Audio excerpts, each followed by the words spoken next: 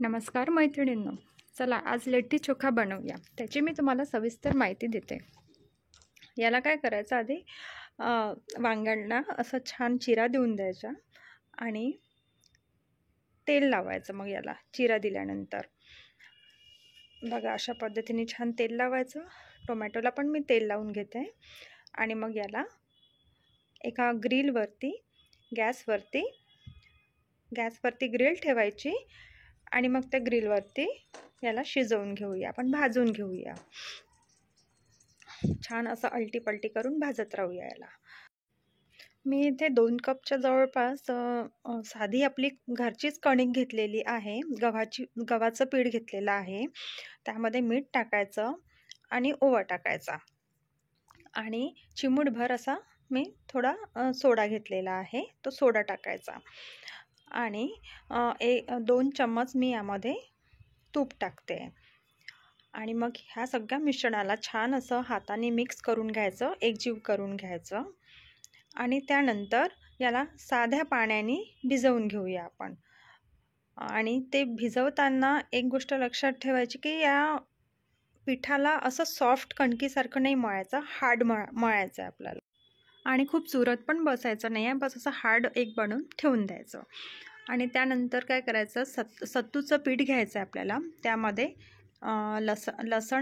लसण टाकलेलं आहे मी, मिरची, कांदा, कोथिंबीर, लिंबू, हे सगळं साहित्य टाकायचं आहे. मीठ टाकायचं आहे आणि इथे मी मोहरीची डाळ टाकलेली आहे आणि माझ्याकडे लिंबाच्या लोणचाचा रस्सा होता, मी तो टाकला. तुमच्याकडे जे पण लोणचं अवेलेबल असेल ते टाकायचं आणि लिंबूचा रस पण टाकलेला आहे. आणि 2 चम्मच ऑइल टाकायचं. ऑइल तुम्ही सरसोचं पण घेऊ शकता. जर सरसोचं नसेल आवडत तर तुम्ही साधं ऑइलनी पण हे सगळं बनवू शकता.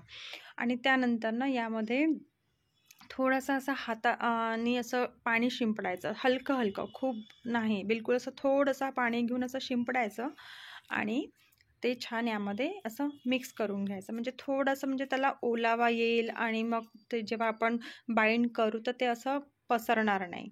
छान असा एक गोळा बनवून त्यामध्ये आपल्याला भरता येईल. कांदा, आता हे बघा, हे जे पीठ आपण मळून ठेवलं होतं, बस त्याचा असं एक पारी तयार करायची आणि ती पारी तयार केली की त्यामध्ये जे आपण सत्तूचं जे मिश्रण बनवून ठेवलेलं होतं ते त्याचा बघा असं छान असं थोडंसं बनून येते. ते थोडंसं पाण्याचा फपका दिला की आणि मग हे असं मोदकासारखंच आपल्याला छान असं भरून घ्यायचं आहे. पण ते भरताना हे असं चपटं करायचं नाही, याला छान असा बॉलसारखा असा गोल आकार द्यायचा आहे आपल्याला, असं गोल बनवायचं आहे. लिट्टी ही गोल असते आणि जे बाफला बाटी वगैरे बनवतात ना ते थोडीशी चपटी असते आकाराने.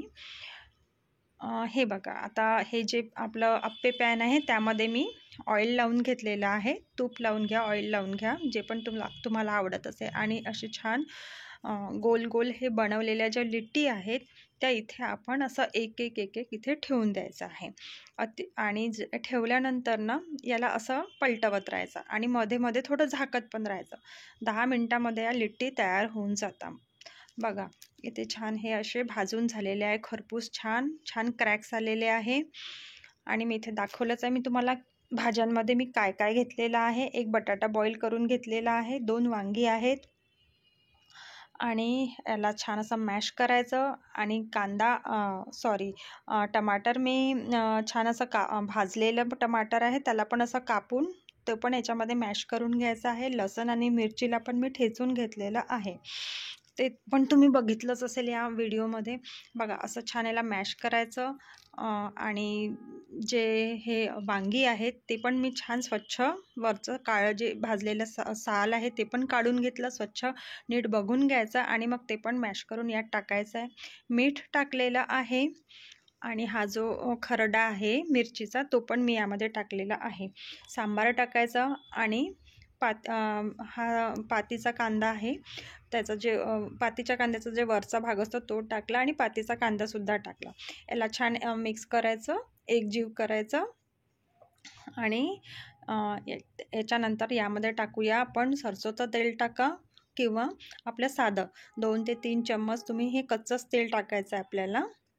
आणि त्यानंतर रंग छान यावा म्हणून मी हे टाकते आहे हळद, थोडंसं मी तिखट टाकणार आहे, धने पावडर टाकणार आहे आणि लिंबू आपल्या चवीनुसार आणि तुमची जी काही क्वांटिटी आहे जी बनवायची त्याच्या हिशोबाने तुम्ही हे सगळे मसाले टाका, कारण आधी पण आपण मिरची पण टाकलेली आहे. लिंबाचा रस टाकायचा छान यामध्ये आंबटपणा येण्याकरता आणि छान याला एकजीव करून घ्यायचा. आणि सगळ्यात शेवटी मी इथे हिंग टाकलेला आहे. शेवटी याच्याकरता टाकलं की याचा सुगंध ना मग छान येतो, म्हणजे शेवटपर्यंत असा सुगंध येत असतो. अशा पद्धतीने आपलं तयार झालेलं आहे. आता ह्या लिट्टी घ्यायच्या आणि हे इथे मी घेतलेलं आहे तुपामध्ये ह्या अशा छान बुडवून घ्यायच्या. आणि हे काय करायचं, आयत्या वेळेलाच डुबवायचं, आधीपासून डुबवून ठेवून द्यायचं नाही. जेव्हा आपल्याला खायचं आहे तेव्हा छान तूप असं थोडं मेल्ट करायचं, मस्त असं वरून असं कडक आणि क्रिस्पी झालेलं आहे आणि आतमध्ये एकदम असं सॉफ्ट आहे. माझा तो एक क्लिप जो आहे ना, ज्याच्यामध्ये मी ते असं तुम्हाला फोडून दाखवायचं होतं तो मिस झालेला आहे.